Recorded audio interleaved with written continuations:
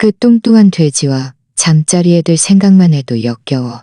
결혼식이 시작되기 몇 분 전 나는 내 사이가 친구들에게 이렇게 털어놓는 소리를 들었다. 그들은 모두 비웃었다. 내 딸은 남편의 진짜 모습을 전혀 모르고 있었다. 나는 희미하게 미소 지으며 그를 모든 것을 잃게 만들 함정을 준비하기 시작했다. 서울 시내의 웅장한 성당에서 파이프 오르간 소리가 장엄하면서도 다급하게 내 귀를 파고들었다. 그 선율은 하객들의 시끌벅적한 대화 소리와 뒤섞여 있었다. 오늘은 내 딸 김서연의 결혼식 날이다. 평생을 사랑하고 지켜온 나의 소중한 딸. 나는 친척들 사이에서 미소를 지으며 그들의 축복에 답하고 있었다. 잠시 후 나는 잠시 자리를 비운다는 핑계로 성당 뒤편 복도로 나섰다. 식이 시작되기 전 신선한 공기를 마시고 싶었다. 복도는 조용했고 차가운 돌바닥 위를 걷는 내 발소리만이 희미하게 들렸다. 나는 깊이 숨을 들이쉬었고 근처 들판에서 불어오는 옅은 풀 향기를 느꼈다. 그러나 신랑 준비실 문을 지나치야 할 때 거칠고 큰 웃음소리가 나를 멈춰 세웠다. 문은 반쯤 열려 있었고 미래의 사위 박민준의 목소리가 선명하고 오만하며 조롱 섞인 채 흘러나왔다. 엿들을 생각은 없었지만 내 발은 마치 땅에 박힌 듯 움직이지 않았다. 차가운 기운이 온몸을 훑고 지나갔고 마치 등줄기를 따라 얼음물이 흐르는 듯했다. 나는 문에 바싹 붙어 섰고 심장이 격렬하게 뛰었다. 민준의 목소리는 낮아졌지만 그가 내뱉는 한마디는 칼날 같았다. 오늘 밤 저 뚱뚱한 돼지랑 잠자리 애들 생각만 해도 정말 역겹다니까.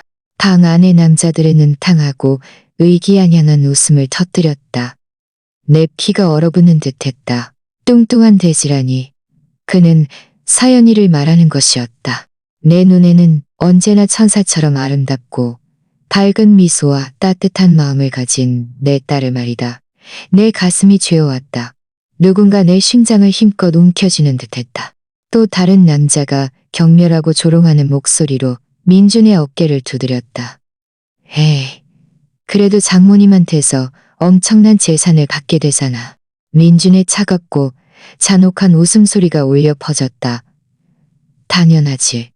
돈 때문에 참는 거지.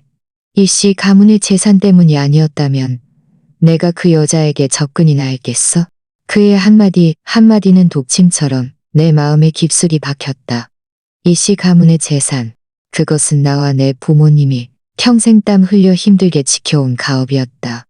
이제 그에게는 그저 하나의 상품에 불과하다니. 그는 내 딸을 사랑해서가 아니라 탐욕 때문에 그 비옥한 땅과 은행 계좌 속숫자들 때문에 결혼하는 것이었다.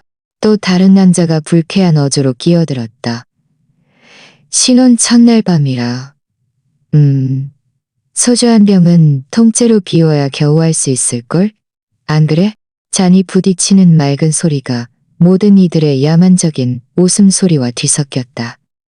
마치 온 세상이 하나의 경적인 농담 같았다. 나는 손에 쥔 염주를 꽉 쥐었다. 그 차갑고 매끄러운 구슬들은 기도할 때 수없이 만져왔던 것이지만 이번에는 내 마음속에서 끊임없이 솟아오르는 분노를 잠재울 수 없었다. 당장이라도 끼어들어가 그의 얼굴에 대고 소리 지르고 싶었다. 온 가족을 속인 그의 위선적인 가면을 찢어버리고 싶었다. 하지만 내 발은 돌처럼 무거웠다. 이 선이 침착해야 해. 적어도 서연이를 위해서라도. 나는 몸을 돌렸다. 비틀거리는 발걸음으로 하객 한 분과 부딪힐 뻔했다. 그는 핏기 없는 내 얼굴을 보며 호기심과 탐색적인 눈빛으로 나를 바라보았다. 이 여사님, 괜찮으세요? 그의 목소리에는 걱정이 가득했지만 호기심도 숨길 수 없었다. 나는 간신히 억지 미소를 지으며 고개를 저었다. 괜찮아요. 그냥 좀 피곤해서요. 그리고는 온몸의 떨림을 억누르려 신부 대기실로 빠르게 걸어갔다.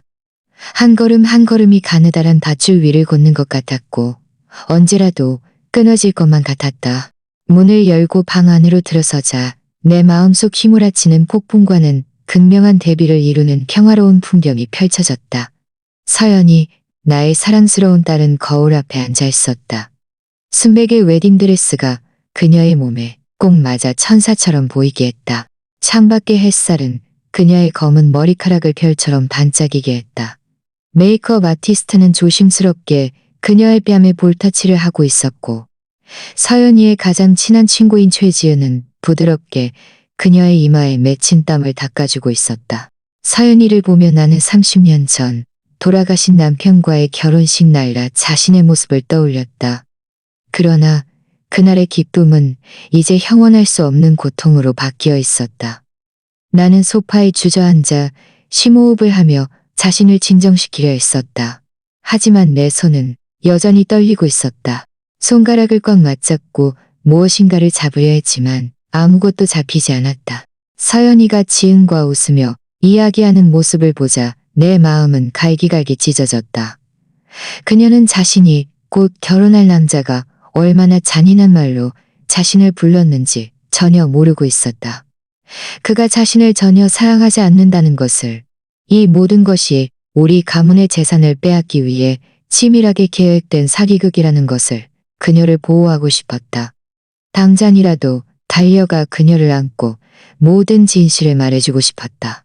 하지만 동시에 두려웠다. 내가 말하면 서연이가 나를 믿지 않을까봐 두려웠다. 그녀는 박민준을 진심으로 사랑했다. 그 순수한 마음으로 온 마음을 다해 사랑했다. 나는 그가 언급될 때마다 그녀의 눈에서 빛나던 반짝임을 보았고, 그의 메시지를 받을 때마다 기대감에 차웃던 그녀의 모습을 보았다. 어떻게 그녀의 인생에서 가장 중요한 날, 내 손으로 그녀의 꿈을 산산조각 낼 수 있을까? 하지만 내가 직접 그 잔인한 말들을 들었으니 어떻게 침묵할 수 있단 말인가? 내 머릿속에 맴도는 유일한 생각은 굳건한 명령이었다. 마치 맹세처럼 무슨 수를 써서라도 내 딸을 지켜야 한다. 나는 깊이 숨을 들이쉬며 가슴속 떨림을 애써 눌렀다. 그리고 서연이 주변을 둘러싼 메이크업 아티스트와 들러리들을 바라보았다. 잠시 나가주시겠어요? 부탁합니다. 내 목소리는 평온함을 유지하려 했었지만 내면은 이미 경란이 휩싸여 있었다. 서연이와 단둘이 개인적인 이야기를 좀 하고 싶어서요. 그들은 놀란 눈으로 나를 보았지만 묵묵히 고개를 끄덕이며 방을 나섰다. 문이 닫히고 방 안에는 무거운 침묵만이 감돌았다. 이제 방에는 나와 서연이, 나의 사랑스러운 딸, 그리고 그녀가 친동생처럼 아끼던 친구 지은만이 남았다. 나는 서연이에게 다가가 떨리는 손으로 그녀의 하얀 실크 장갑을 만졌다. 그녀의 맑은 눈은 나를 신뢰와 순진함으로 가득 찬 채 바라보고 있었다. 마치 여전히 나를 위로가 필요할 때 찾는 엄마로 여기는 듯했다. 하지만 오늘 나는 그녀의 마음을 아프게 할 것임을 알고 있었다. 나는 서연이의 손을 꽉 쥐었다. 실크 너머로 느껴지는 그녀 피부의 부드러움. 내 말 잘 들어. 나는 입을 열었다. 목소리는 떨렸지만 단호함을 가장하려 했었다. 내가 방금 어떤 이야기를 들었는데 너에게 말하지 않을 수가 없어. 민준이, 네가 결혼할 그 남자가 아주 심한 말을 했어. 그는 너를, 내 목이 메었지만 나는 억지로 말을 이어나갔다. 그는 너를 뚱뚱한 돼지라고 불렀어. 사연아. 그는 너와 결혼하는 것이 전적으로 이씨 가문의 재산 때문이라고 했어. 돈 때문에 하는 결혼이고 너를 전혀 사랑하지 않는다고 했어. 서연이의 눈이 번쩍 트였다. 눈빛 속 빛은 순식간에 꺼졌다. 그녀의 입술이 떨렸고 내 손에 쥐인 손가락도 마지막 희망을 붙잡으려는 듯 힘껏 쥐어졌다. 혹시 내가 잘못 들었을까 하는 희망. 말도 안 돼. 서연이가 고개를 저으며 나지막이 말했다. 거의 혼잣말에 가까웠다. 엄마가 분명 잘못 들었을 거야. 그 사람은 그런 사람이 아니야. 그는 나를 사랑해. 늘 내가 예쁘다고 말해줬고 내가 자신감 없을 때마다 옆에 있어줬잖아. 그 말은 칼처럼 내 마음에 박혔다. 나는 서연이가 어릴 적 친구들이 체중으로 놀려 울면서 내게 달려왔던 날들을 떠올렸다.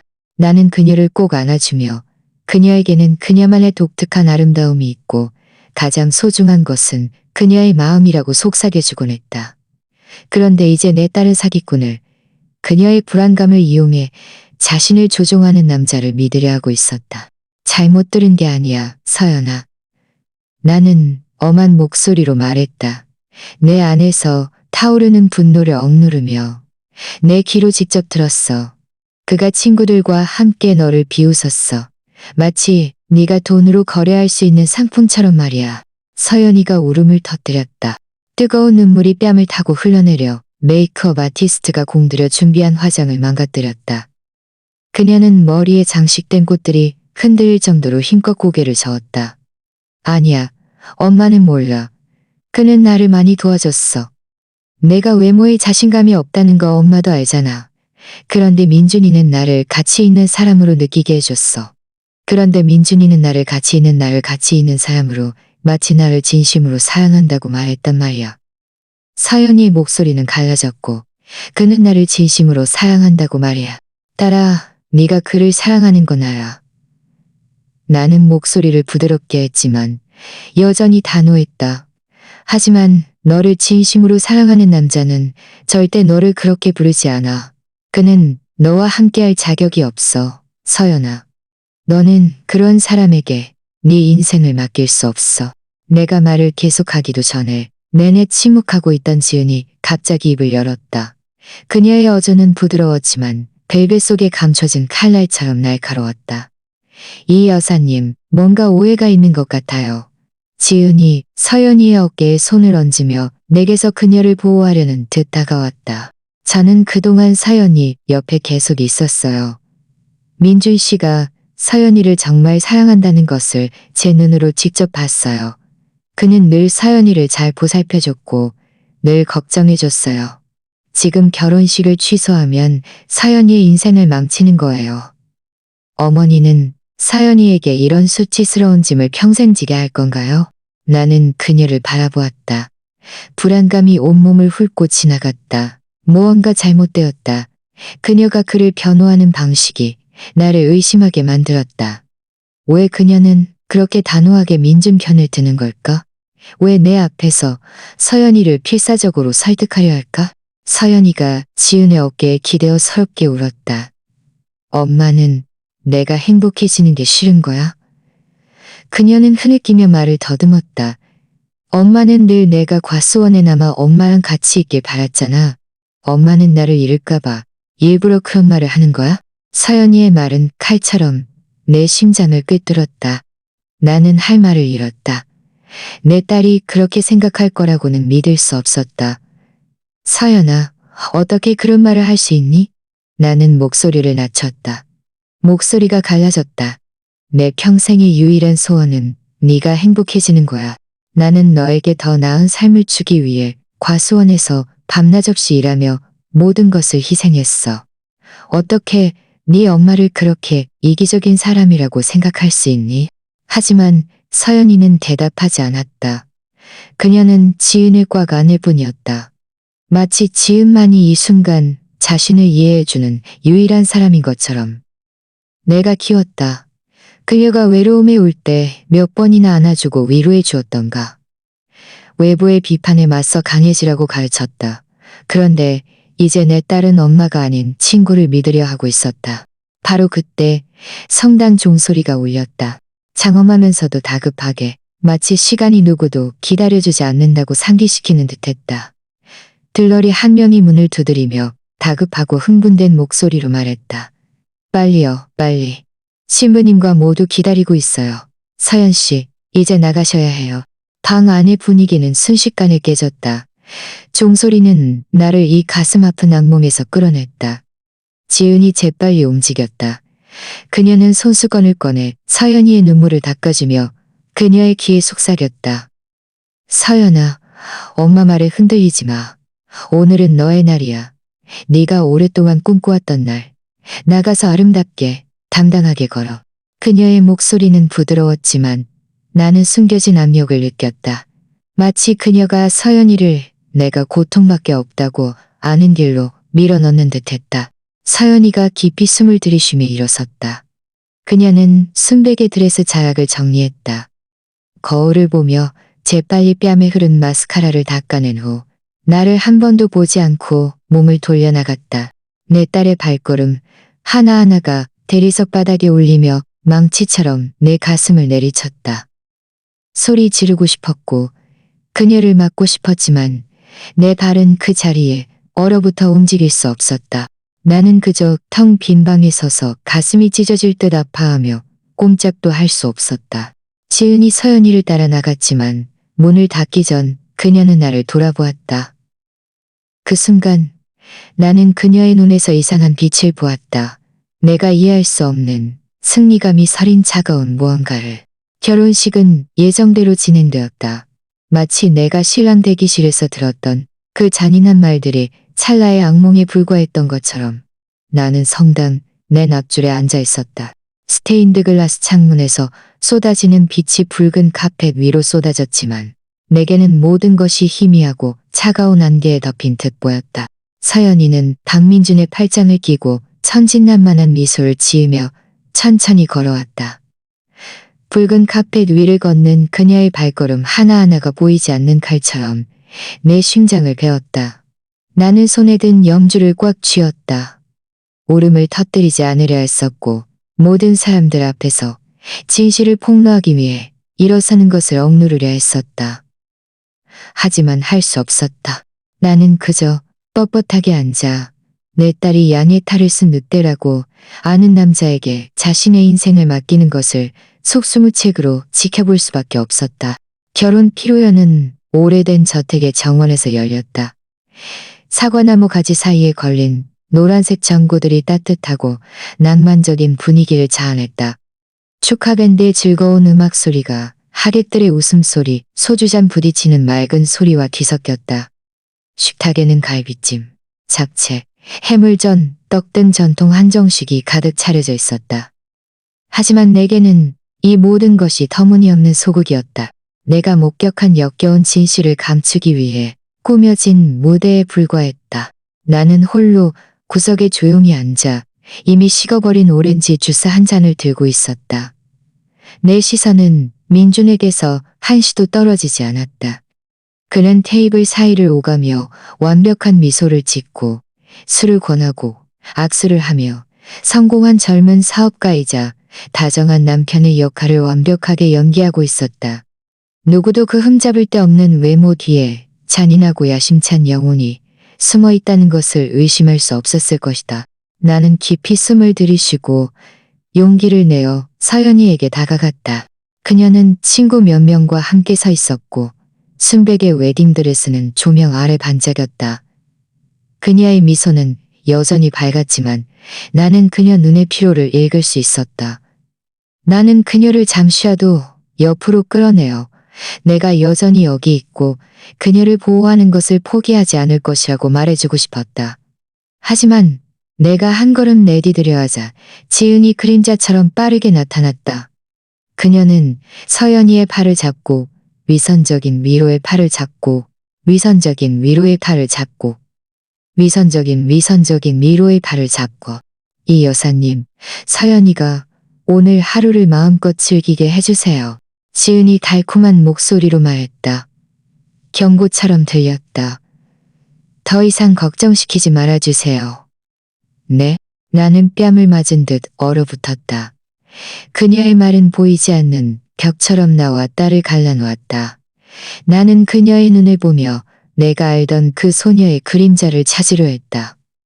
우리 집에 와서 밤을 보내고 서연이를 안고 함께 울어주던 그 소녀. 하지만 이제 나는 낯선 사람만을 보았다. 나를 서연이의 삶에서 강제로 몰아내려는 사람을. 나는 고개를 끄덕이고 입술을 앙다문 채 내 자리로 돌아왔다. 결혼식이 끝나고 며칠 지나지 않아 잔인한 소문이 서울 전체에 퍼지기 시작했다. 나는 가장 먼저 재래시장에서 그 소문을 들었다. 늘 채소와 양념을 사러 가던 곳이었다. 수년 동안 보아왔던 아줌마들이 내 뒤에서 속삭이기 시작했다. 내가 지나가는 것을 보자마자 고개를 맞대고 수군거렸다. 저 이 여사님 정말 까다로워. 한 명이 특히 크게 말하며 내가 듣도록 의도했다. 요구하는 게 너무 많아서 딸내미 신랑감 다 도망가게 생겼지. 다른 한 명이 경멸적으로 웃었다. 딸 잃기 싫어서 자기 딸 결혼식 망치려고 거짓말까지 지어냈대. 나는 청양고추 파는 가판대 옆에 멈춰서서 장바구니 손잡이를 꽉 쥐었다. 온몸에 피가 끓는 듯 했다. 당장이라도 돌아서서 그들과 맞서고 싶었다. 그것은 거짓말이 아니라고, 나는 단지 내 딸을 보호하려 했을 뿐이라고 소리 지르고 싶었다. 하지만 그러지 않았다. 나는 그저 고개를 숙이고 시장을 빠르게 벗어났다. 시장 안 모든 사람들이 나를 경멸하는 눈빛으로 바라보는 것 같았다. 가장 최악은 이씨 가문의 저택으로 돌아왔을 때였다. 내가 평생을 살아온 이곳, 땀과 눈물로 가문의 유산을 지켜온 이곳. 근처 아이들, 예전에는 명절 때마다 사탕을 주곤 했던 아이들이 대문 앞을 뛰어다니며 외쳤다. 뚱뚱한 돼지, 뚱뚱한 돼지. 그것은 민준이 준비실에서 했던 말이었다. 이제 아이들의 입에서 날카로운 칼날처럼 되풀이되고 있었다. 나는 문 앞에 얼어붙은 채 아이들이 웃고 떠들며 멀리 뛰어가는 것을 지켜보았다. 그들의 웃음소리가 해 제력 노을 속에 메아리쳤다. 그 순간 나는 모든 것을 깨달았다. 상황은 이미 너무 멀리 가버렸다. 민주는 자신의 모욕을 부인하기는커녕 오히려 이 일을 잔인한 농담으로 만들어 나를 조롱하고 모든 사람들 앞에서 나를 이기적이고 독단적인 엄마로 만들었다. 하지만 내 마음을 가장 아프게 한 것은 누가 이 소식을 퍼뜨렸을까 하는 생각이었다. 지은 말고는 아무도 없었다. 나는 그녀의 승리감에 찬 눈빛을 떠올렸다. 민준 편에 서서 내가 틀렸다고 서연이를 설득하던 그녀의 모습. 지은, 내가 한때 두 번째 딸처럼 여겼던 아이. 우리 집에 초대해 밥을 먹이고 내 이야기를 나누던 아이. 그런데 이제 그녀는 나를 배신했고 서연이마저 배신했다. 내 발밑에 땅이 갈라지는 것 같았다. 내가 인간의 선량함에 가졌던 믿음은 모두 연기처럼 사라졌다. 어느 날 저녁, 나는 예고 없이 서연이의 집에 찾아가기로 결심했다. 익숙한 거리를 운전하며 딸을 만나 예전처럼 이야기할 수 있기를 바라는 무거운 마음이었다. 하지만 새집 거실로 들어섰을 때 나는 지은이 거기에 앉아 편안하게 와인 한 잔을 마시며 박민준과 즐겁게 이야기하는 것을 보았다. 그들은 내가 알 권리가 없는 비밀을 나누는 것처럼 웃고 이야기했다. 나를 보자마자 지은이 벌떡 일어서서 뻣뻣한 미소를 지으며 내 앞을 가로막았다. 안녕하세요, 이 여사님. 그녀는 오만한 어조로 말했다. 마치 내가 달갑지 않은 손님인 것처럼. 서연이는 쉬고 있어요. 좀 피곤해서요. 더 이상 방해하지 말아주세요. 조용히 쉬어야 해요. 나는 얼어붙었다. 지은은 마치 철벽처럼 나와 내 딸을 가로막고 있었다. 나는 그녀의 눈을 보며 내가 알던 그 소녀의 그림자를 찾으려 했다. 우리 집에서 밤을 보내고 서연이를 안고 함께 울어주던 그 소녀. 하지만 이제 나는 낯선 사람만을 보았다. 나를 서연이의 삶에서 강제로 몰아내려는 사람을. 결혼식 후 일주일이 지났지만 나는 여전히 그 불안감을 떨쳐버릴 수 없었다. 매일 밤 나는 과수원 저택의 낡은 나무 침대에 누웠지만 잠은 예전처럼 쉽게 오지 않았다. 나는 가만히 있을 수 없다는 것을 알았다. 내 딸이 거짓의 소용돌이 속으로 더욱 깊이 빠져드는 것을 허락할 수 없었다. 그래서 어느 화창한 오후 황금빛 햇살이 서연이 집 앞 정원에 쏟아질 때 나는 다시 한번 예고 없이 그녀를 찾아가기로 결심했다. 그녀와 이야기할 기회를 찾아 그녀를 내 곁으로, 진실의 곁으로 데려올 수 있기를 바라는 마음이었다. 나는 구불구불한 작은 길을 따라 서연이의 새 집으로 차를 몰았다. 마음은 여전히 무거웠다. 그 집은 작은 정원 한가운데에 자리 잡고 있었고 장미는 잘 가꾸어져 너무 완벽해서 비현실적인 평화로움을 자아냈다. 나는 차에서 내려 깊이 숨을 들이쉬며 자신을 진정시켰다. 그리고 문을 두드렸다. 문이 열리고 서연이가 나타났다. 머리를 묶고 얼굴은 약간 지쳐 보였지만 나를 보자 희미한 미소를 지었다. 엄마, 왜 미리 말도 없이 오셨어요? 그녀가 부드러운 목소리로 물었지만 약간의 당혹감이 섞여 있었다. 나는 그저 미소 지으며 불안감을 감추려 했다. 그냥 네가 잘 지내는지 보러 왔을 뿐이야. 나는 거실로 걸어 들어가며 말했다. 하지만 집에 발을 들여놓자마자 무언가 잘못되었다는 것을 느꼈다. 민준이 구석의 책상 앞에 앉아 있었고 앞에는 두꺼운 서류 더미가 놓여 있었다. 서연이가 그의 옆에 서서 밤낮 없이 서류에 서명을 하고 있었다. 망설임 없이 단 1초도 읽거나 생각하는 시간 없이 그녀의 펜이 종이 위를 빠르게 스쳐 지나갔다. 나는 눈살을 찌푸렸다. 불길한 예감이 등줄기를 타고 흘렀다. 뭘 서명하는 거니? 나는 목소리를 자연스럽게 하려 했었지만 내 눈은 그 서류 더미에 고정되어 있었다. 민준이 고개를 들었다. 그의 입가 미소는 눈까지 닿지 않았다. 차갑고 영리했다. 어머니, 이건 그냥 자회사에 대한 간단한 절차일 뿐이에요. 그의 목소리는 수백 번 연습한 듯 유창했다. 별로 중요한 건 아니에요. 나는 좀 더 가까이 다가가 서연이 어깨 너머로 그녀가 무엇에 서명하고 있는지 보려 했다. 왜 네 회사에 서연이의 서명이 필요하니? 나는 목소리를 강하게 하며 따져 물었다. 나는 사업가는 아니지만 바보는 아니었다. 그 서류 더미와 민준의 애매모호한 태도, 이 모든 것이 나를 의심하게 만들었다. 그는 의자에 기대어 앉아 팔짱을 끼었다. 그의 어조에는 짜증이 섞여 있었다. 부부는 원래 서로를 지지해야 하는 거잖아요. 그는 부부라는 단어를 의도적으로 강조하며 내가 내 위치를 알아야 한다고 상기시키는 듯했다. 결국 우리는 한 가족이 되었으니까요. 나는 서연이를 바라보았다. 그녀가 뭔가 말해주기를, 질문이라도 해주기를 바랐다. 하지만 그녀는 나를 한번 쳐다볼 뿐이었다. 그 눈빛에는 간절함이 담겨 있었다. 더 이상 분위기를 어색하게 만들지 말아달라는 간청. 그리고는 고개를 숙여 그 서류들이 정말 중요하지 않은 사소한 일인 것처럼 계속 서면했다. 내 심장이 격렬하게 뛰었다. 그 불안감은 이미 내 가슴 속에서 타오르는 불꽃이 되어 있었다. 나는 모든 것이 너무 늦기 전에 무언가 해야 한다는 것을 알았다. 다행히도 바로 그때 민준의 전화가 울렸다.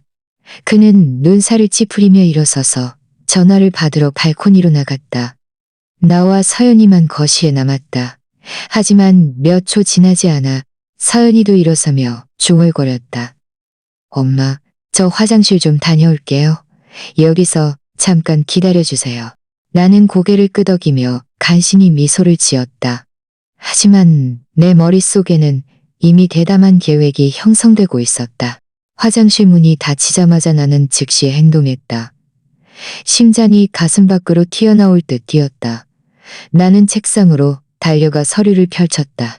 나는 법이나 사업에 대해 잘 모르지만 내 피를 얼어붙게 만든 몇몇 단어들을 알아보았다. 전권 위임장, 재산 담보 대출, 보증.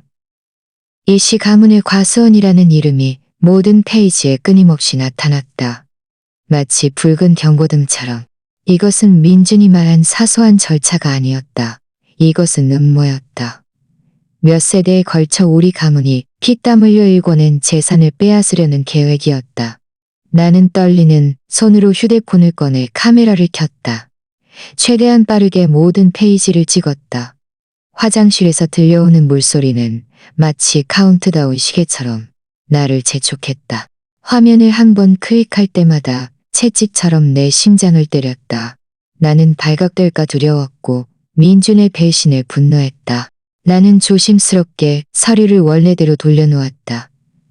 모든 세부사항을 제자리에 놓은 후 소파로 달려가 앉아 휴대폰을 보는 척했다. 그때 서연이가 나왔다. 그녀는 나를 보며 힘없이 미소를 지었다. 엄마, 괜찮으세요? 좀 긴장해 보이시네요. 그녀가 걱정스럽게 말했다. 나는 소리 지르고 싶었다. 모든 것을 말해주고 싶었다. 당장 사명을 멈추라고 말하고 싶었다. 하지만 그렇게 하면 그녀가 나를 믿지 않을 것이라는 것을 알았다. 그녀는 내가 단지 자신의 행복을 망치려 한다고 생각할 것이다. 괜찮아, 딸아. 나는 부드러운 목소리로 대답했다. 내 마음이 피를 토하는 듯 했지만 그냥 좀 피곤해서 그래. 민준이 돌아왔다. 얼굴에는 다시 그 위선적인 미소가 걸려 있었다. 어머니, 저희와 저녁 식사하고 가실래요? 그가 달콤한 목소리로 물었지만 그의 눈은 얼음처럼 차가웠다. 나는 고개를 저으며 핑계를 댔다. 과수원에 돌아가야 할 일이 있어서요. 다음에는 좀 더 오래 있다 갈게요. 나는 일어섰다. 서연이를 힘껏 안으며 터져 나오려는 눈물을 억지로 참았다. 딸아, 사랑한다. 나는 그녀의 귀에 속삭였다. 내 목소리 속 절망을 그녀가 느낄 수 있기를 바라며. 서연이는 고개를 끄덕였지만 그녀의 눈빛은 여전히 멀었다. 마치 보이지 않는 벽이 이미 우리 사이에 세워진 것처럼. 과수원으로 돌아가는 길에 그 서류들의 숫자들과 지저분한 조항들이 계속해서 내 머릿속을 맴돌았다. 나는 내 어린 시절을 떠올렸다. 아버지가 끝없이 펼쳐진 사과 과수원을 함께 걸으며 나무 한 그루 한 그루, 흙 한 뼘 한 뼘을 어떻게 돌봐야 하는지 가르쳐 주셨던 날들. 이것은 우리 가문의 핏줄이다. 선이야. 그는 언제나 자랑스러운 목소리로 내게 그렇게 말씀하셨다. 무슨 일이 있어도 이것을 지켜야 한다. 그런데 이제 이 가업이 위험에 처해 있었다. 자연재해 때문도 아니고 시대의 변화 때문도 아니었다. 내 딸의 순진함과 남편이라고 불리는 남자의 야심 때문이었다. 과수원에 도착하자마자 나는 서재로 달려가 컴퓨터를 켰다. 김 변호사에게 전화를 걸었다. 그는 우리 가문을 위해 오랫동안 일해왔고 아버지가 가장 신뢰했던 사람이었다. 수많은 법정 난관을 헤쳐나가는데 도움을 주었던 사람이기도 했다. 나는 찍어놓은 모든 사진을 이메일로 보내며 짧은 메시지를 첨부했다. 김 변호사님, 이것들을 좀 봐주세요. 아주 불길한 예감이 듭니다. 나는 화면을 노려보았다. 심장이 가슴속에서 격렬하게 뛰었다. 방금 내가 한 일이 모든 것을 바꿀 수도 있다는 것을 알았다. 나는 이길 것이라는 확신이 없는 싸움 속으로 발을 들여놓고 있었다. 다음 날 아침, 나는 평소보다 일찍 일어났다. 동이 막 터서 첫 햇살이 과수원을 비추기 시작할 때였다. 나는 밤새 한숨도 자지 못했다.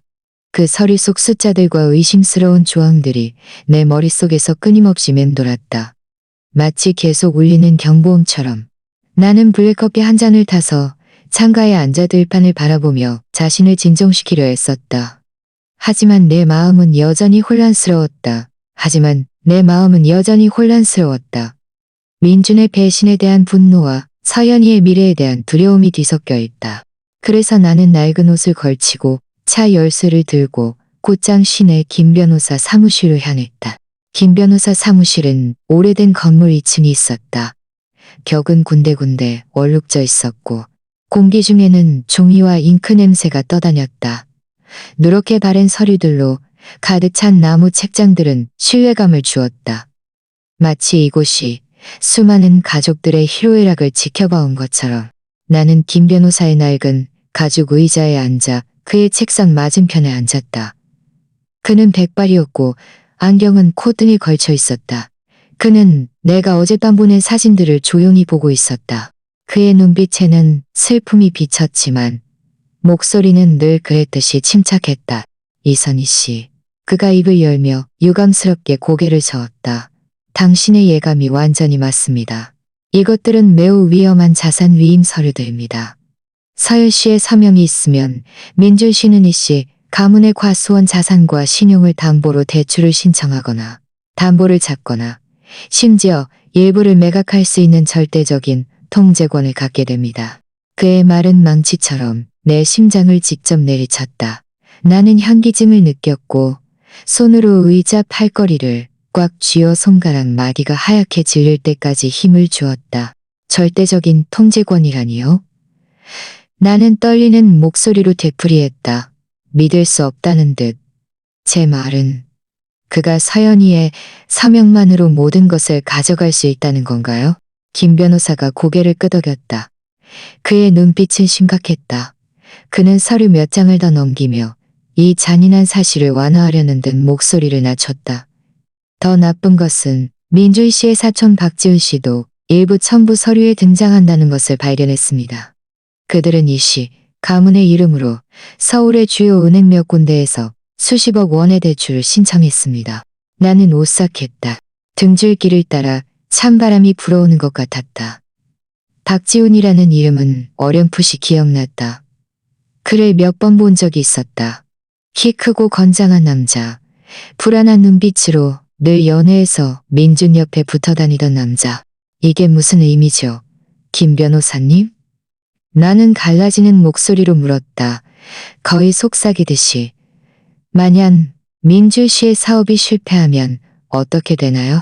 그는 내 눈을 똑바로 바라보았다. 시선을 한 번도 피하지 않았다. 이선희 씨, 결과는 당신이 생각하는 그대로입니다. 그의 사업이 실패하면 모든 빚은 서연 씨와 당신 가문에 돌아갈 겁니다. 은행이 그에게 대출을 해준 것은 민준 씨를 신뢰해서가 아니라 이 씨 가문이라는 금빛 간판을 신뢰해서 당신 가문이 몇 세대에 걸쳐 쌓아온 명성을 신뢰해서입니다. 나는 벌떡 일어섰다. 더 이상 앉아있을 수 없었다. 나는 이 작은 사무실 안을 왔다 갔다 걸었다. 하이힐이 나무바닥을 두드리는 소리가 거리의 자동차 경적 소리처럼 내 관자놀이를 때렸다. 나는 과수원을 떠올렸다. 아버지가 나를 사과나무 사이로 데리고 다니며 흙 한 뼘을 사랑하라고 가르치던 그 아침들. 이것은 우리의 핏줄이다, 선이야. 그는 언제나 자랑스럽게 말했다. 이것은 단순한 땅이 아니라 역사이고 우리를 위해 일하는 사람들의 믿음이다. 그런데 이제 이 모든 것이 내가 한때 사위라고 불렀던 한 남자 때문에 위기에 처해 있었다. 김 변호사님, 우리는 어떻게 해야 하죠? 나는 그에게 몸을 돌렸다. 목소리는 떨렸지만 결의에 차 있었다. 나는 그가 내 가족을 망치도록 내버려둘 수 없어요. 그는 안경을 고쳤으며 침착하고 단호하게 말했다. 이선희 씨, 지금 우리는 절대적으로 침착해야 합니다. 당신이 이 모든 것을 알았다는 것을 민준 씨가 절대 알아차리게 해서는 안 됩니다. 그가 의심을 품으면 증거를 숨기거나 계획을 서두르려 할 겁니다. 우리는 더 많은 증거가 필요합니다. 그의 음모를 완전히 폭로할 시간이 필요합니다. 그는 탁자를 가볍게 두드렸다. 강조하듯이. 저는 지훈 씨와 은행 사이의 모든 거래를 조사하기 시작할 겁니다. 하지만 대속 지켜봐야 합니다. 나는 고개를 끄덕였다. 내 마음속은 경란에 휩싸였지만 나는 너무 분노했고 너무 무력했으며 너무 두려웠다. 서연이가 이미 민준과 지은을 믿기로 선택했는데 어떻게 그녀를 설득할 수 있을까? 어떻게 그녀를 보호할 수 있을까? 만약 그녀가 보호받기를 원하지 않는다면 김 변호사 사무실을 나와보니 나는 서울 시내의 북적이는 거리 한복판에 서 있었다.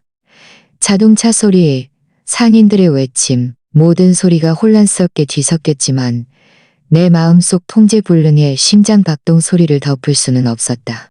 과수원으로 돌아가는 길에 그 서류들의 숫자들과 더러운 초항들이 계속해서 내 머릿속을 맴돌았다. 나는 우리 가문을 위해 몇 세대에 걸쳐 일해온 직원들을 생각하지 않을 수 없었다. 그들이 뜨거운 햇볕 아래 물을 주고 사과를 수확하며 마치 자신의 자식처럼 나무 한 그루를 돌보는 모습을 보았다. 그들은 나를 믿었고 이 씨 가문을 믿었다. 마치 내 부모님이 그들을 믿었던 것처럼. 이 모든 것이 서연이의 순진함과 민준의 야심 때문에 사라질 수도 있다는 생각에 내 가슴은 죄어왔다. 내 부모님과 나의 피땀 어린 노력이 사기꾼 한 명 때문에 허사가 되도록 내버려둘 수 없다고. 그날 밤 나는 낡은 나무 침대에 누워 뒤척였다. 희미한 달빛이 커튼 틈새로 스며들어 천장의 조각들을 비추었다. 사과나무 사이를 스치는 바람 소리는 경고의 속삭임처럼 들려 나를 잠 못 이루게 했다. 내가 찍어놓은 서류들의 조항들과 숫자들은 내 머릿속에서 끊임없이 반복되며 시간이 얼마 남지 않았음을 상기시켰다. 나는 그 사진들만으로는 안 된다는 것을 알았다. 김 변호사가 방법을 찾아줄 것이라고만 믿고 있을 수 없었다. 서연이와 과수원. 나는 더 명확한 증거가 필요했다. 민준의 계획을 폭로할 만큼 강력한 진실이 필요했다. 그래서 깊은 밤, 무거운 침묵 속에서 나는 한 번도 생각해보지 않았던 결정을 내렸다. 사립탐정을 고용하기로. 다음 날 아침 일찍 나는 김 변호사에게 연락하여 이 일을 깊이 조사해줄 믿을 만한 사람을 아는지 떨리는 목소리로 물었다. 그는 주저없이 잔 형사를 추천했다. 20년 이상 경력에 은퇴한 형사이자 그의 믿음직한 친구였다. 누군가 진실을 밝혀낼 수 있다면 그건 잔 형사일 겁니다. 그는 단호하게 말했다. 나는 잔 형사와 서울 외곽의 작은 카페에서 만나기로 약속했다. 궁금한 시선을 피하기 위해 아무도 나를 알아보지 못하는 곳이었다. 내가 도착했을 때 잔 형사는 이미 거기에 있었다. 그는 중년의 남자였고 얼굴에는 풍파가 그려져 있었으며 날카로운 눈빛은 모든 비밀을 꿰뚫어보는 듯했다. 그는 내게 가볍게 고개를 끄덕이더니 곧바로 본론으로 들어갔다. 이선희 씨, 무엇을 조사하고 싶으십니까? 나는 그에게 모든 것을 털어놓았다. 결혼식에서 민준이 한 모욕적인 말부터 서연이가 서명했던 의심스러운 서류 더미까지. 나는 몰래 찍은 사진들을 그에게 건네주었다. 목소리는 분노와 무력감으로 떨렸다. 잔 형사는 조용히 들으며 나를 방해하지 않고 작은 수첩에 꼼꼼히 기록했다. 바로 시작하겠습니다. 그는 침착하지만 단호한 목소리로 말했다. 저에게 맡겨주십시오. 며칠 내로 초기 결과를 알려드리겠습니다. 나는 고개를 끄덕였다. 어깨 위의 짐이 조금은 덜어진 것 같았다. 비록 잔 형사가 가져올 진실이 내 마음을 더 아프게 할 수도 있다는 것을 마음속으로는 알고 있었지만 사흘 만에 잔 형사는 시내 중심가의 작은 호텔에서 나를 만나자고 했다. 그가 빌린 개인실로 들어서자 그는 두꺼운 갈색 봉투를 내 앞으로 밀어놓았다. 봉투 안에 있는 것들을 보시기 전에 마음의 준비를 하시는 게 좋을 겁니다. 그가 심각하게 말했다. 나는 떨리는 손으로 봉투를 열었다. 안의 내용물은 내 피를 순식간에 얼어붙게 만들었다. 일련의 사진들이 쏟아져 나왔다. 민주는 그의 트레이드마크인 오만한 미소를 지으며 젊고 아름답고 세련된 여자의 손을 잡고 있었다. 그들은 서울의 고급 레스토랑에서 나오고 있었고 명품 매장에서 쇼핑백을 들고 나오고 있었다. 사진 중 하나에서는 그가 다정하게 그녀의 허리를 감싸고 있었다. 마치 내 딸 서연이는 존재하지도 않는 것처럼. 분노가 내 가슴 속에서 폭발했다. 나는 거의 숨을 쉴 수 없었다. 누구죠? 저 여자? 나는 갈라지는 목소리로 물었다. 잔 형사가 안경을 고쳤으며 무겁고 신중한 어조로 말했다. 강하늘이라는 여자입니다. 서울의 한 은행에서 일합니다. 제가 며칠 동안 그들을 따라다녔는데 공공장소뿐만 아니라 민준 씨가 회사 명의로 임대한 아파트에서도 자주 만났습니다. 그는 잠시 말을 멈췄다. 내가 소화할 시간을 주려는 듯. 하지만 이것뿐만이 아닙니다. 그는 작은 USB를 내게 건네주었다. 그는 빛은 내가 곧 듣게 될 내용이 모든 것을 바꿀 것이라고. 나는 과수원으로 돌아와 서재문을 잠그고 USB를 컴퓨터에 꽂았다. 내 심장이 격렬하게 뛰었다. 마치 내가 곧 듣게 될 내용이 내게 남은 마지막 희망마저 파괴할 것이라는 것을 이미 알고 있었던 것처럼. 민준의 익숙한 목소리가 울려 퍼졌다. 차갑고 노골적이었다. 날카로운 칼날처럼. 서연이 그 멍청이는 정말 속이기 쉬워. 그 서류들만 서명하면 이씨 가문의 모든 재산은 금방 우리 주머니로 들어올 거야. 그 똑똑한 척하는 장모는 결국 자기 과수원의 파산 서류에 직접 서명하고 울면서 애원하게 될걸. 서연이가 설득할 거야. 두고 봐. 딸 말은 잘 듣는다고. 강하늘의 날카로운 웃음소리가 울려 퍼졌다. 내 가슴에 더 깊은 상처를 새기는 듯했다. 정말 대단하네. 그녀가 비꼬듯이 말했다. 뚱뚱한 돼지 하나를 참아내고 엄청난 재산을 얻는 건 충분히 가치 있는 일이지. 두 사람은 소리내어 웃었다. 그 오만방자한 웃음소리가 방 안을 맴돌며 나를 분노로 떨게 했다. 나는 분노의 눈물을 재빨리 닦아냈다. 염주를 손가락 마디가 하얗게 질릴 때까지 꽉 쥐었다. 이 말들은 서연이에 대한 배신일 뿐만 아니라 나에게, 내 딸에게 바쳤던 나의 사랑에 대한 모욕이었다. 소리 지르고 싶었고 모든 것을 부수고 싶었지만 분노만으로는 서연이를 구할 수 없다는 것을 알았다. 나는 행동해야 했다. 증거와 계획이 필요했다. 장 형사가 계속 보고했다. 그의 단조로운 목소리에는 무게감이 실려 있었다. 또 다른 중요한 사실을 발견했습니다. 이선희 씨. 민준 씨는 친형 박선우 씨와 큰 불화가 있었습니다. 돈 때문에 크게 싸워 거의 살인까지 갈 뻔했다고 합니다. 선우 씨는 예전에 민준 씨의 사업 파트너였지만 민준 씨에게 사기를 당했습니다. 민준 씨가 거액의 돈을 빼돌려 선우 씨 가족을 절망에 빠뜨렸다고 합니다. 만약 증인이 필요하다면 선우 씨가 핵심 인물일 수 있습니다. 장 형사의 말은 어둠 속에서 한 줄기 희망의 빛처럼 다가왔다. 나는 그를 올려다보았다. 마음은 여전히 아팠지만 눈빛은 단호했다. 잘 됐네요.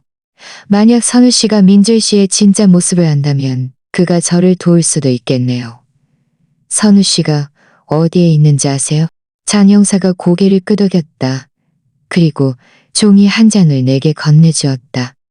서울 외곽에 작은 술집 주소가 적혀 있었다. 그는 자주 그곳에 갑니다. 그가 말했다. 하지만 조심해야 합니다. 선우 씨는 상대하기 쉽지 않은 사람입니다. 특히 자기 동생 이야기가 나오면 더욱 그렇습니다. 나는 종이 쪽지를 쥐었다. 연약하지만 소중한 기회를 잡았다는 느낌이었다. 계속 그를 감시해주세요. 나는 단호하게 말했다. 그의 모든 움직임을 알아야 합니다. 저는 선우 씨를 찾아갈 겁니다.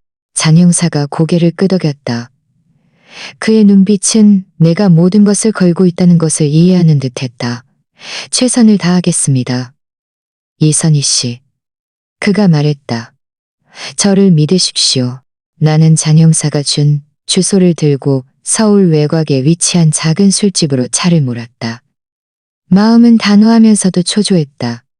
술집으로 가는 길은 좁고 구불구불했으며 양옆으로는 황량한 논밭과 띄엄띄엄 있는 낮은 집들이 보였다. 문을 열고 들어서자 값싼 술 냄새와 담배 냄새가 코를 찔렀다. 공기 중에는 낡은 스피커에서 흘러나오는 슬픈 옛 트로트 가요가 뒤섞여 있었다. 술집 안은 어두웠고 천장에는 몇 개의 흐릿한 전구만이 걸려 있었다. 나는 주위를 둘러보며 선우 씨를 찾았다. 장 형사는 그가 거의 매일 이곳에 와서 술로 자신의 고통을 마비시킨다고 했다. 과연 나는 술집 가장 어두운 구석에서 그를 찾았다. 홀로 앉아 있었고 앞에는 거의 다 마신 맥주병이 놓여 있었다. 선우 씨는 매우 초췌해 보였다. 얼굴에는 깊은 주름이 새겨져 있었다. 마치 삶이 너무 많은 것을 앗아간 것처럼. 그의 눈빛은 흐리고 슬픔으로 가득했지만 여전히 날카로운 빛을 감추고 있었다. 그것은 너무 많은 고난을 겪은 사람만이 가질 수 있는 눈빛이었다. 나는 깊이 숨을 들이쉬고 그에게 다가가 의자를 끌어당겨 그의 맞은편에 앉았다. 안녕하세요. 나는 목소리를 평온하게 유지하려 했었다. 심장이 격렬하게 뛰었지만 저는 이선희입니다. 당신 동생 박민준 씨의 장모입니다. 선우 씨가 고개를 들었다.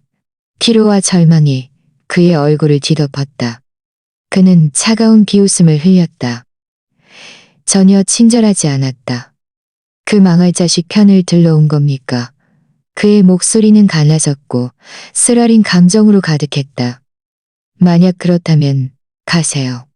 그에 대한 어떤 이야기도 듣고 싶지 않습니다. 나는 그의 말 속에 담긴 징후를 느낄 수 있었다. 하지만 그것은 나를 위축시키지 않았다. 오히려 희망을 주었다. 선우 씨가 이렇게까지 증오한다면 아마 그가 민준을 폭로할 핵심 인물일 것이다. 아닙니다. 나는 단호하게 대답하며 그의 눈을 똑바로 바라보았다. 저는 당신과 마찬가지로 그에게 피해를 입은 사람이라서 왔습니다. 선우 씨가 눈살을 찌푸렸다. 잠시 놀란 기색이었지만 그는 아무 말도 하지 않고 내가 계속 말하도록 허락했다. 나는 가방에서 잔영사가 준 갈색 봉투를 꺼내 탁자 위에 놓았다. 이것을 보셔야 합니다. 나는 목소리를 낮춰 말했다. 이것은 민준 씨가 내 딸에게, 내 가족에게 하고 있는 일의 증거입니다. 나는 봉투를 열고 민준과 강한을, 그가 서울에서 사귀고 있던 여자의 사진들을 꺼냈다. 나는 사진들을 한 장 한 장 선우 씨 앞으로 밀어놓았다. 마치 그의 동생의 강한을 한 겹 벗겨내는 것처럼 선우 씨가 사진들을 집어들었다. 그가 민준이 강하늘을 안고 고급 레스토랑에서 크게 웃는 모습을 보자 그의 손이 떨렸다. 이런 개자식. 그가 낮게 욕설을 내뱉었다. 목소리에는 분노가 가득했다. 나는 휴대폰을 꺼내 장영사가 녹음한 파일을 재생했다. 민준의 차갑고 노골적인 목소리가 울려 퍼졌다. 서연이 그 멍청이는 정말 속이기 쉬워.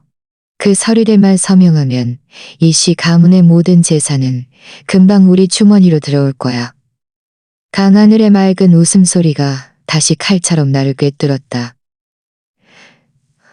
정말 대단하네. 그녀가 말했다. 뚱뚱한 돼지 하나를 참아내고 엄청난 재산을 얻는 건 충분히 가치 있는 일이지. 선우 씨는 들으면서 얼굴이 점점 굳어졌다. 그는 술병을 힘껏 쥐었다. 손등에 핏줄이 붉어져 나왔다. 마치 언제라도 깨질 것 같았다. 녹음이 끝나자 그는 고개를 들어 나를 보았다. 그의 눈은 핏발이 서 있었다. 술 때문인지 분노 때문인지 알 수 없었다. 그는 하나도 변하지 않았어. 선우 씨가 말했다. 목소리는 격분과 원한으로 갈라졌다. 그는 우리 모든 재산을 속여 빼앗아 우리를 막다른 길로 몰아넣었어. 아버지는 절만해서 중풍으로 돌아가셨고 어머니는 너무 상심해서 몸이 망가져 지금도 병원에서 치료받을 돈이 없어. 이 모든 것이 민준이 때문이야. 맹세코, 절대로 그를 용서하지 않을 거야. 선우 씨의 말은 한 줄기 찬바람 같았지만 동시에 내 마음속에 한 줄기 희망을 불어넣었다. 나는 그가 단순한 증인이 아니라 나와 마찬가지로 민준에게 배신당한 사람이라는 것을 깨달았다. 당신이 그 때문에 많은 고통을 겪은 것을 압니다. 나는 목소리를 부드럽게 했지만 여전히 단호했다. 저도 마찬가지입니다. 그는 내 딸 서연이를 이용해 우리 집 과수원을 빼앗으려 하고 있습니다. 하지만 나는 그가 성공하도록 내버려두지 않을 겁니다. 선우 씨, 당신의 도움이 필요합니다. 나서서 증언해 주십시오. 그를 법의 심판대에 세우도록 도와주십시오. 더 중요한 것은 내 딸을 구하기 위함입니다. 선우 씨는 침묵했다. 그의 시선은 탁자 위에 맥주병에 고정되어 있었다. 나는 그가 내면에서 갈등하고 있다는 것을 알 수 있었다. 과거의 고통과 나의 제한 사이에서 망설이고 있었다. 술집은 갑자기 매우 조용해졌다. 멀리서 들려오는 슬픈 옛 트로트 가요만이 아련하게 메아리쳤다. 나는 그를 재촉하지 않고 조용히 기다렸다. 심장은 미친 듯이 뛰었다. 마치 매 초가 사라져가는 기회인 것처럼. 마침내 선우 씨가 고개를 들었다. 그의 눈빛은 차갑고 단호해졌다. 좋아. 그가 단호하게 말했다. 나는 모든 것을 말할 거야. 당신을 돕겠어. 나는 고개를 끄덕였다. 어깨에서 거대한 짐이 덜어진 것 같았다. 고맙습니다. 나는 격양되고 떨리는 목소리로 대답했다.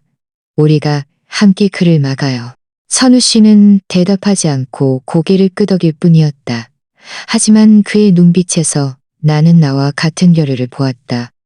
우리는 같은 남자에게 상처받은 두 사람. 이 무자비한 싸움에서 동맹이 되었다. 손에 든 확실한 증거로 나는 날카로운 칼을 쥐고 모든 거짓말을 베어낼 준비가 된 것 같았다. 김 변호사는 베테랑 변호사다운 신중함과 단호함으로 나의 이름으로 민준과 그의 공범들 박지훈을 포함하여 사기 및 횡령 혐의로 소송을 제기했다. 나는 이 소송이 단순한 법정 싸움이 아니라는 것을 알았다. 이것은 서연이를 위해, 이씨 가문의 과수원을 위해, 그리고 나 자신의 존엄을 위해 정의를 되찾을 기회였다. 재판이 열리는 날 나는 매우 일찍 일어났다. 봄이 막 터서 과수원을 비추기 시작할 때였다. 나는 거울 앞에 서서 특별히 고른 흰 블라우스와 단정한 치마를 정리했다. 이 옷차림은 침착하면서도 단호함을 보여주기 위함이었다. 내 마음은 사실 매우 긴장되고 초조했다. 마치 이길지 알 수 없는 싸움에 막 들어가려는 것처럼. 하지만 서연이를 생각하니, 그녀의 순진한 눈빛과 민준의 모욕을 생각하니 나는 손에 든 염주를 꽉 쥐고 스스로에게 말했다. 내 딸을 위해서라도 반드시 해야 한다. 서울지방법원 법정 아는 사람들로 가득 찼다. 마치 서울의 모든 동네 주민들이 다 온 것 같았다. 우리 과수원에서 일하는 농부들부터 시장의 아줌마들, 그리고 예전에 내 뒤에서 험담을 하던 이웃들까지 호기심과 긴장감이 공기 중에 흘러넘쳤다. 나는 맨 앞줄에 앉았고 김 변호사가 내 옆에 앉았다. 심장이 가슴속에서 격렬하게 뛰었지만 나는 침착함을 유지하려 했었다.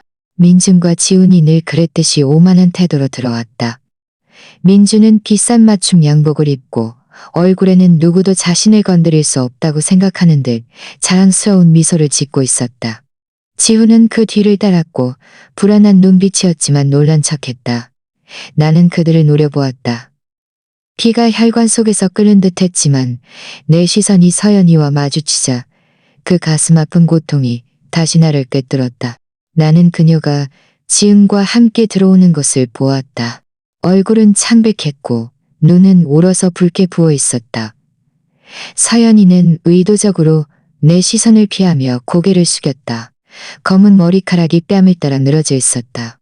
지은은 그녀의 손을 잡고 그녀의 귀에 무언가를 속삭이고 있었다. 하지만 나는 내 딸의 모든 움직임에서 혼란을 읽을 수 있었다. 그녀는 마치 갇힌 작은 새처럼 어디로 날아가야 할지 모르는 듯 보였다. 법관, 엄숙한 표정의 중년 남자가 법봉을 두드리며 개정을 선언했다. 김 변호사가 일어서서 명확하고 힘있는 목소리로 사건의 경위를 진술했다. 그는 민준의 음모를 자세히 설명했다. 서연이를 속여 위임 서류에 서명하게 한 것부터 이씨 가문의 과수원 신용을 이용해 거액의 대출을 받은 것까지. 그의 한마디 한마디는 관역을 마치는 칼날처럼 법정 안에 소동을 일으켰다. 하지만 나를 숨죽이게 한 진정한 순간은 김 변호사가 장 형사가 입수한 녹음 파일을 재생할 것을 요청했을 때였다. 민준의 목소리가 스피커에서 울려 퍼지자 법정 전체가 술렁였다. 서연이 그 멍청이는 정말 속이기 쉬워. 그 서류들만 서명하면 이씨 가문의 모든 재산은 금방 우리 주머니로 들어올 거야. 뚱뚱한 돼지라는 모욕, 재산 횡령 계획, 이 모든 것이 수십산이 믿을 수 없다는 눈빛 앞에서 적나라하게 드러났다. 분노의 찬 수군거림이 사방에서 일어났다. 점점 거세지는 파도처럼. 나는 서연이를 바라보았다. 그녀는 온몸이 굳었다. 경악한 눈으로 민준을 응시했다. 그녀가 깊이 사랑했던 남자가 그런 말을 했을 것이라고는 믿을 수 없다는 듯 눈물이 그녀의 뺨을 타고 흘러내렸다. 처음으로 나는 그녀의 눈에서 의심의 불꽃을 보았다. 그녀 옆에 앉아있던 지은은 급히 그녀의 귀에 속삭이며 그녀의 손을 꽉 잡았다. 그녀를 붙잡으려는 듯. 하지만 예상치 못하게 서연이가 지은의 손을 뿌리치고 떨리고 단호한 목소리로 말했다. 지은아, 아무 말도 하지 마. 나는 지은이 얼어붙은 것을 보았다. 그녀의 가식적인 미소도 사라졌다. 내 마음속에는 작은 위안이 느껴졌다. 고통은 여전했지만 서연이는 상처받았고 나는 아무리 애썼지만 이 순간을 막을 수 없었다. 재판의 절정은 선우 씨가 증인석에 섰을 때였다. 그는 내가 작은 술집에서 만났을 때와는 매우 다른 모습이었다.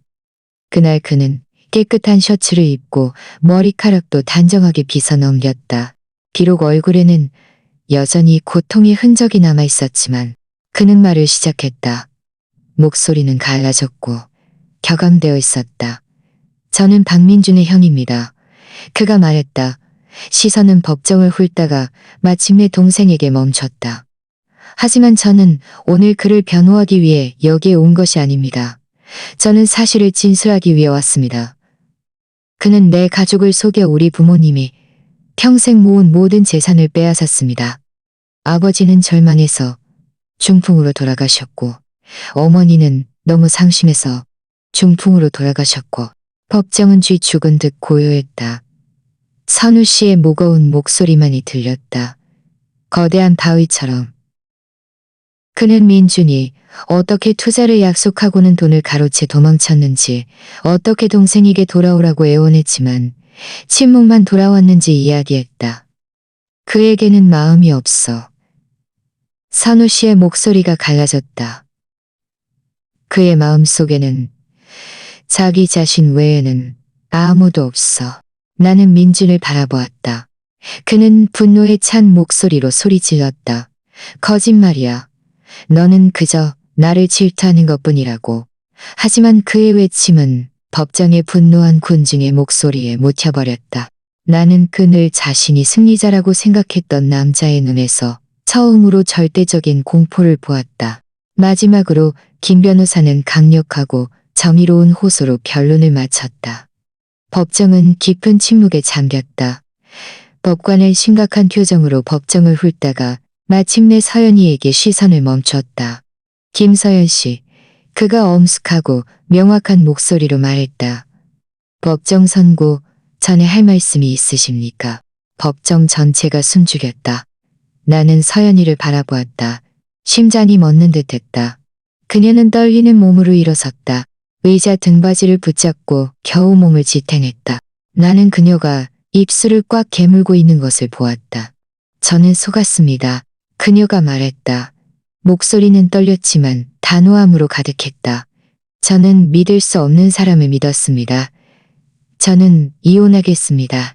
그녀의 말은 정적에 쌓인 법정 안에 울려 퍼지는 천둥소리 같았다. 법정 전체가 술렁거렸지만 나는 오직 나 자신의 미친 듯한 심장박동 소리만을 들을 수 있었다. 나는 민준을 보았다. 그는 갑자기 고개를 들었다. 눈에는 놀라움과 공포가 가득했다. 그의 얼굴은 순식간에 창백해졌다. 마치 생명력이 빠져나간 것처럼. 서연아, 그럴 수 없어. 그가 무너져 내리며 소리쳤지만 그의 말은 법관의 법봉 소리에 묻혀버렸다. 법관은 법봉을 두드리며 질서를 요구했다. 그는 앞에 놓인 서류들을 보며 차가운 목소리로 판결을 낭독했다. 피고 박민준은 조직적인 사기죄로 유죄가 인정되어 징역형에 처한다. 피고 박지우는 공범으로 징역 3년에 처한다. 법정은 다시 한번 술렁였다. 이번에는 박수 소리와 안도의 한숨 소리가 뒤섞였다. 나는 여전히 그 자리에 앉아 있었다. 어깨에서 거대한 짐이 덜어진 것 같았지만 동시에 서연이가 고개를 숙이고 눈물을 흘리는 모습을 보자 내 마음은 여전히 아팠다. 경찰들이 들어와 민준과 지훈에게 수갑을 채울 때 나는 그가 서연이의 시선을 찾으려 애쓰는 것을 보았다. 하지만 그녀는 그를 보지 않았다. 경찰들이 그들을 출구로 압송할 때 문이 열리자 나는 강하늘, 민준의 내연녀가 복도에서 그를 기다리고 있는 것을 보았다. 그녀는 팔짱을 끼고 화려한 원피스를 입고 있었다. 얼굴에는 경멸적인 미소가 걸려 있었다. 저는 실패자와 엮이고 싶지 않아요. 그녀가 주변 사람들이 다 들을 수 있을 만큼 큰 목소리로 매몰차게 말했다. 잘 가요. 당신은 더 이상 저에게 이용 가치가 없어요. 그렇게 말하고 그녀는 몸을 돌려 떠났다. 하이힐이 바닥을 두드리는 소리는 마지막 선고처럼 들렸다. 강하늘, 민준이 절망적으로 소리쳤지만 그의 목소리는 대문이 닫히는 소리와 함께 사라졌다. 나는 지은을 바라보았다. 그녀는 조용히 가방을 챙기고 고개를 숙인 채 몰래 빠져나가야 하고 있었다. 그 자리에 있던 모든 사람들의 경멸적인 시선, 한때 그녀의 이웃이자 친구였던 사람들의 시선이 칼날처럼 그녀의 그런 모습을 보고도 나는 조금도 만족감을 느끼지 못했다. 오히려 깊은 슬픔을 느꼈다. 지은은 한때 서연이의 삶의 일부였고 나는 그녀를 딸처럼 대했다. 하지만 그녀는 잘못된 편에 서기로 선택했고 이제 그녀는 자신의 행동에 대한 결과를 마주해야 했다. 재판이 끝난 후 나는 서연이에게 다가갔다. 그녀는 어깨를 떨며 멍하니 서 있었다. 나는 그녀의 손을 잡았다. 차가운 손가락이 느껴졌다. 엄마. 그녀가 흐느끼며 말했다. 미안해요. 엄마 말을 듣지 않았어요. 엄마 혼자 이 모든 것을 겪게 해서 미안해요. 나는 그녀를 꽉 안았다. 그녀가 내 어깨에 기대어 서럽게 울도록 내버려 두었다. 괜찮아, 내 딸아. 나도 울먹이며 말했다. 엄마는 언제나 네 곁에 있을 거야. 그녀의 뜨거운 눈물이 내 옷을 적시는 것을 느꼈다. 이 모든 날들 동안 처음으로 내 아이가 넘어질 때마다 내게 달려오던 그 작은 소녀로 다시 돌아온 것 같았다. 우리는 손을 잡고 법원을 나섰다. 햇살은 눈부실 정도로 찬란했다. 빛이 돌바닥을 비추며 마치 우리 둘을 위한 새로운 길을 열어주는 듯했다. 나는 서연이를 바라보았다. 그녀의 눈에는 여전히 슬픔이 있었지만 해방감의 빛도 반짝이고 있었다. 엄마, 그녀가 나지막하지만 단호한 목소리로 말했다. 집에 가고 싶어요. 과수원으로 돌아가고 싶어요. 나는 고개를 끄덕이며 그녀의 손을 꽉 쥐었다. 잃어버렸던 내 마음의 일부를 되찾은 것 같았다. 판결 후 몇 주 뒤 서연이의 이혼 신청이 법원에서 공식적으로 승인되었다. 김 변호사에게 전화가 왔다. 그의 목소리는 평온했지만 기쁨을 감출 수 없었다. 이선희 씨, 모든 절차가 완료되었습니다.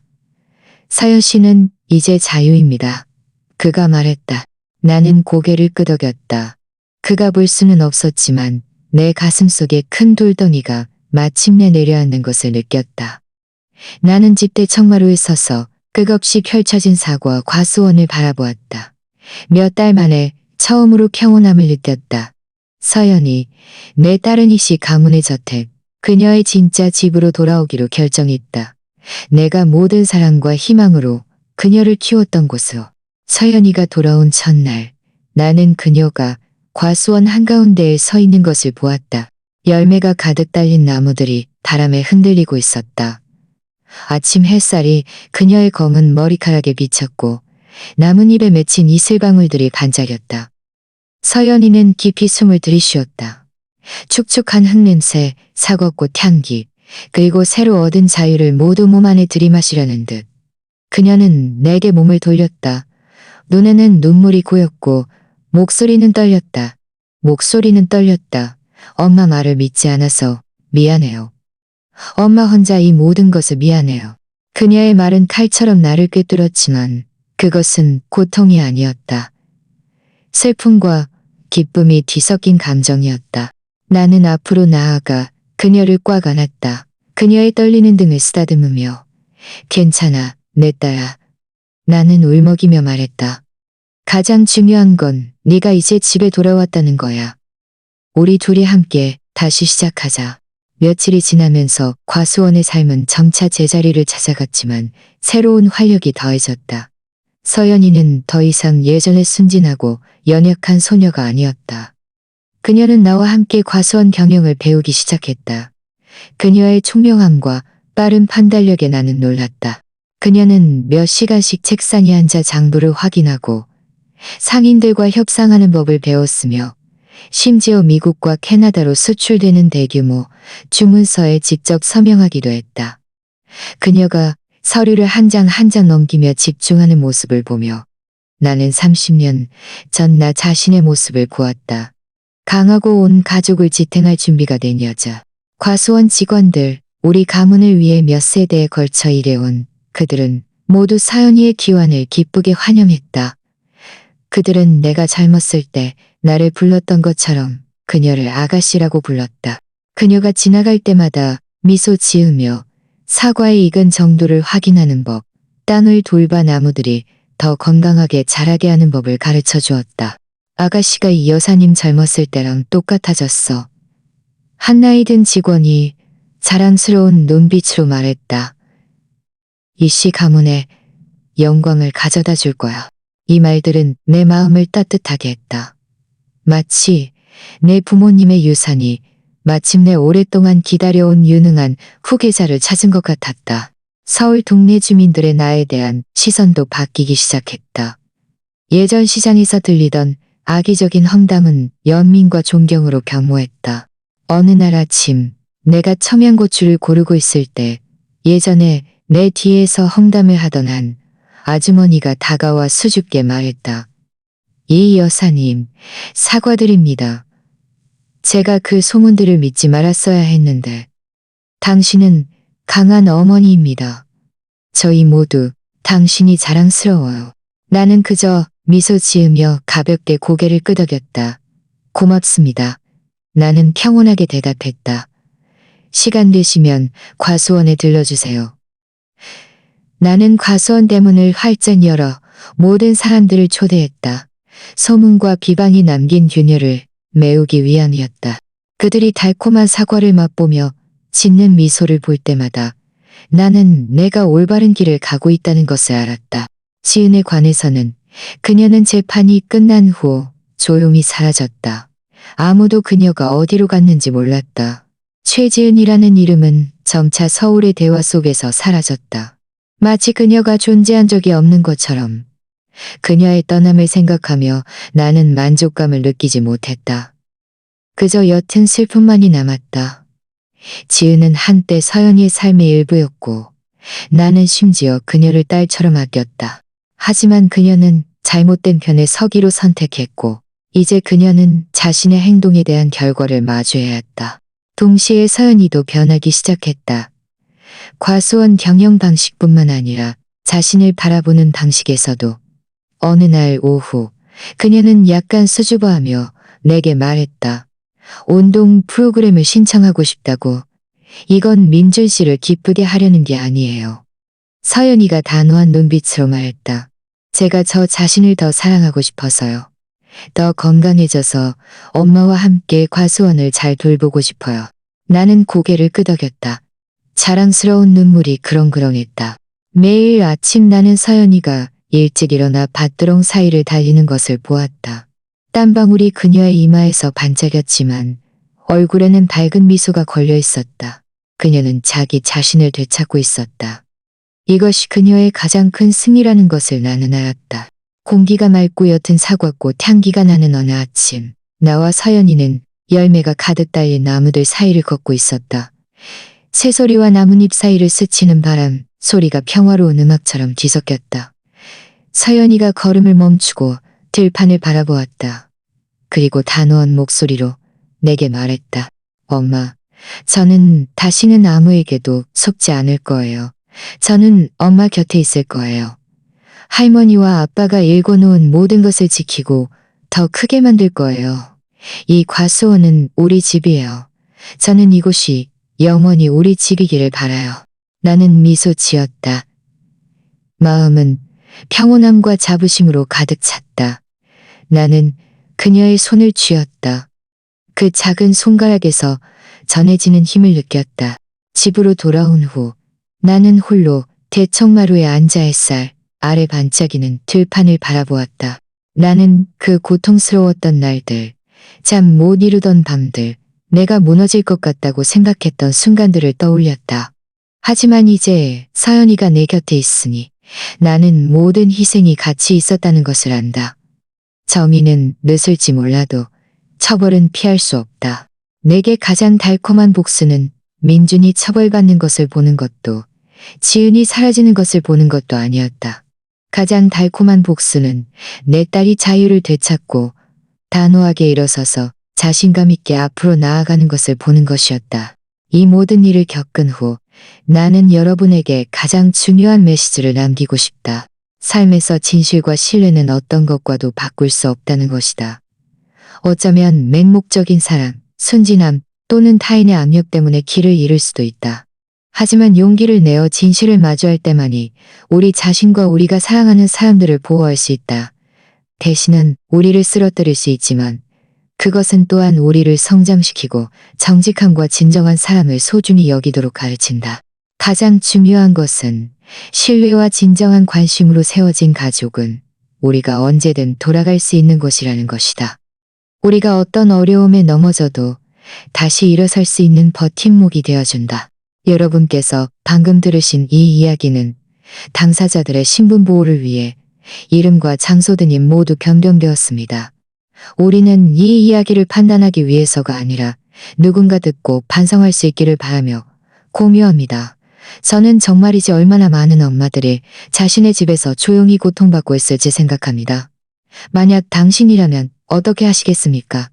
표면적인 평화를 유지하기 위해 침묵을 선택하시겠습니까? 표면적인 평화를 유지하기 위해 침묵을 선택하시겠습니다. 왜냐하면 모든 이야기는 다른 사람의 길을 밝히는 한 줄기 빛이 될 수 있기 때문입니다. 하늘은 언제나 용기 있는 자를 돕습니다. 저는 용기가 우리를 더 나은 날들로 이끌 것이라고 믿습니다. 이제 영상 마지막에 그의 채널에서 가장 인기 있는 2가지 이야기를 올릴 테니 여러분도 분명 좋아하실 겁니다. 이 순간까지 함께 해주셔서 감사합니다.